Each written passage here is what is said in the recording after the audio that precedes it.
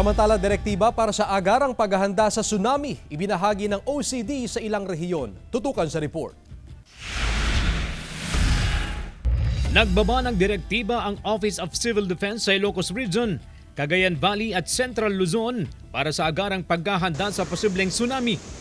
Kaugnay yan ang halos 50 lindol na naitala ng PHIVOC sa dagat sa hilagang kanluran ng Santa Catalina, Ilocos Sur mula December 17 hanggang 20. May lakas ang mga iyang mula magnitude 1.8 hanggang magnitude 5. Dumalang naman ang mga namonitor na lindol sa mga sumunod na araw. Pero abiso ng PHIVOC, posibleng magtuloy-tuloy iyan o di kaya'y magdulot ng mas malakas na lindol at posibleng tsunami. Naka-standby, ready po yung mga possible na mga actions po natin regarding po sa kung mangyari man po yung tsunami po natin ngayon. Ay ma-prepare, ma-ensure po yung safety ng ating mga kababayan po dito sa Region 1 po. Dito sa Dagupan City, nakikipag-ugnay na sa mga autoridad ang mga may-ari ng cottages sa Tondaligan Beach sa anumang insidente ng tsunami.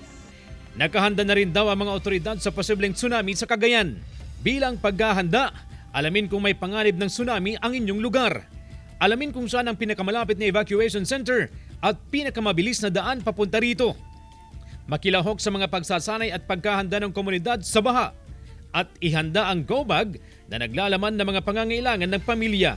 Pinapanawagan po natin sa ating mga local government units po, sa ating mga member agencies na palagyan pong maging handa, i-revisit po yung mga contingency plans po natin. Kasama si Henry Duminsil, CJ Torida, One North, Central Luzon.